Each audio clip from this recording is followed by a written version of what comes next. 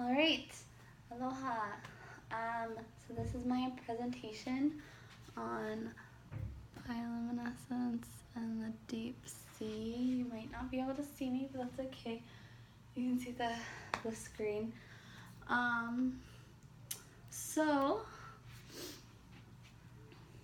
okay, you can't really see the screen now. Okay, what is bioluminescence? So bioluminescence is a chemical light produced inside a living organism. So basically it has three components. The first is that is luciferin, which is oxidized. So the second is oxygen, and then it interacts with luciferase, which is the enzyme that breaks down the luciferin. That creates a chemical reaction that makes light. So it needs oxygen, luciferin, and luciferase. And then sometimes luciferin is replaced by a photoprotein and an ion. But that's something they actually just discovered, and it's not very common. So you don't see that most of the time. Most of the time you need those three things. So it is cold light, which means it's less than 20% of the light generates heat. So it's actually cold. So unlike a light or something that you touch, you won't get burnt or really feel any heat come from it. So it's produced or taken. So some animals produce it themselves, and then some of them just take in other smaller organisms like algae or bacteria that have produced it, and they use that to look like they are bioluminescent. And then the light spectrum of it, mostly it's blue-green, but some is yellow, and that's mostly on land, although there's just few on the sea, but fireflies is an example of a yellow one. So actually you don't really think of bioluminescence as very common because you don't see it a lot on land, but it also might actually be the most common form of communication.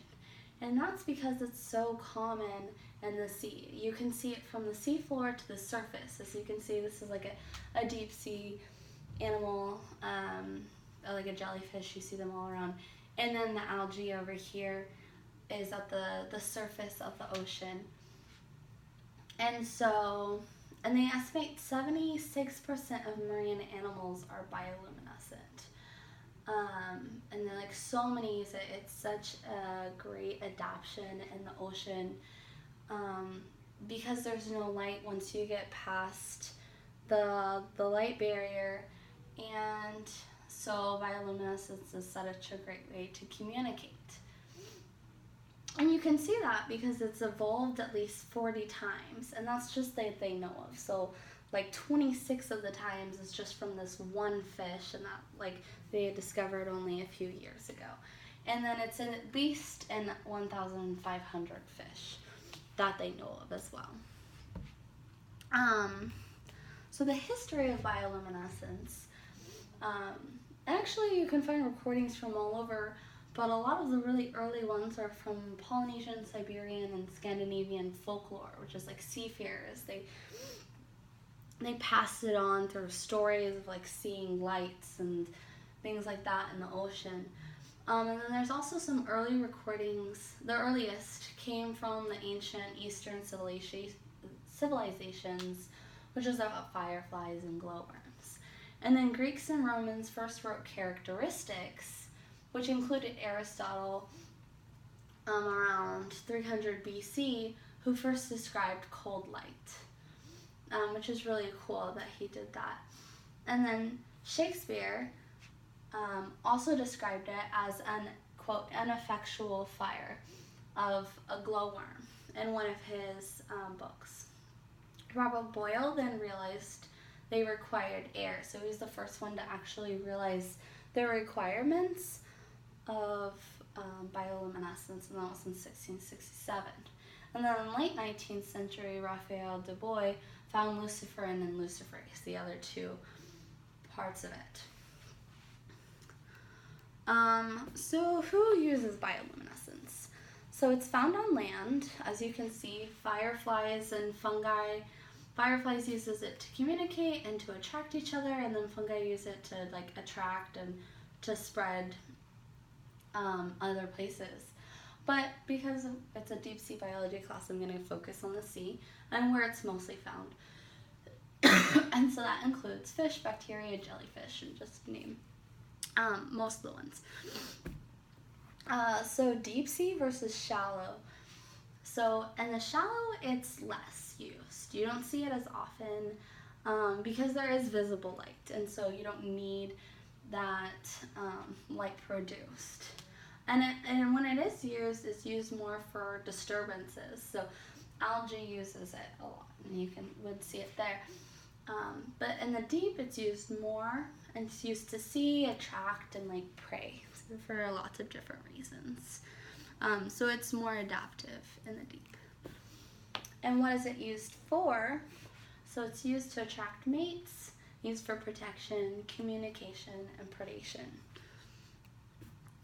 So to attract mates, so really interesting, scientists found 10 times that non-luminescent species were outnumbered by their bioluminescent counterparts. So bioluminescence, the animals did better than the ones that weren't luminescent. And you can see that because it helps attract mates. So bristleworms just use this to attract mates on the sea floor. And then ostracods display a courtship routine. And so the ostracod in the middle is an ostracod in the Caribbean that they actually found. And it's really cool.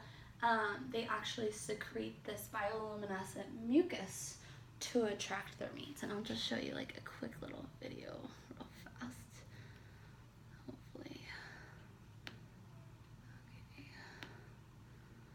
Okay, you can kind of see it here. It's kind of hard to see, but it's just this like shiny stuff that's letting out. That's the mucus, and it's really cool. Okay.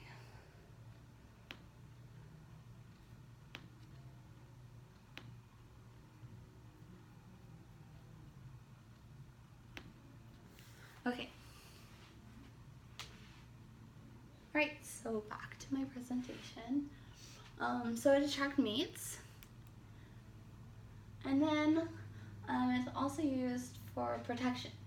So like squids will use it to flash to startle predators. So like if a predator comes, they'll just flash, and it startles them enough so they can get away.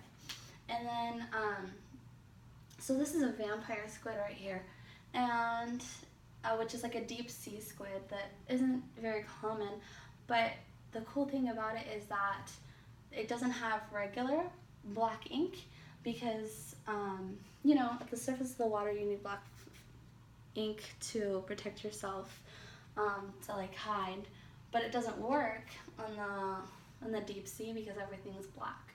So instead of having black ink, they actually have a bioluminescent mucus. And what they do is when they're scared or a predator comes, they let out this bioluminescent mucus that actually sticks on the predator, and it creates enough so that they get away, and then also their predator is now bioluminescent, and so sometimes something will come and eat their predator even. So it's really cool. And then counter illumination, so this hatchet fish here, what it does, it counter illuminates, so it illuminates the bottom, just like right here, and then it creates this illusion that it looks like it's not there. It looks like it's just the top of the ocean, and so it kind of makes it invisible even, which is really cool. And then the brittle stars will actually detach an arm, either on another animal or just out there, and then that arm will be glowing, and so the predator will go for the arm, and then the brittle star can get away. So communication. So disturbances, as I said, for algae. So one of the reasons algae does this is because um, if a predator comes, they can bioluminesce, and then their predator is lit up, and then that cue will actually attract other predators, and those predators will actually kill the algae's predators. So sperm whales know this, and sperm whales will actually live by the algae. And so when the algae bioluminescence or bioluminesce, the sperm whale will see that and it will eat the fish that's trying to eat the algae. And then so predation. An example of this is obviously the anglerfish is just one of the most obvious examples of bioluminescence. And so it's like a lure, and a fish or something comes to it, thinks it's a prey, and then the anglerfish eats it. And the dragonfish is actually really cool because it projects.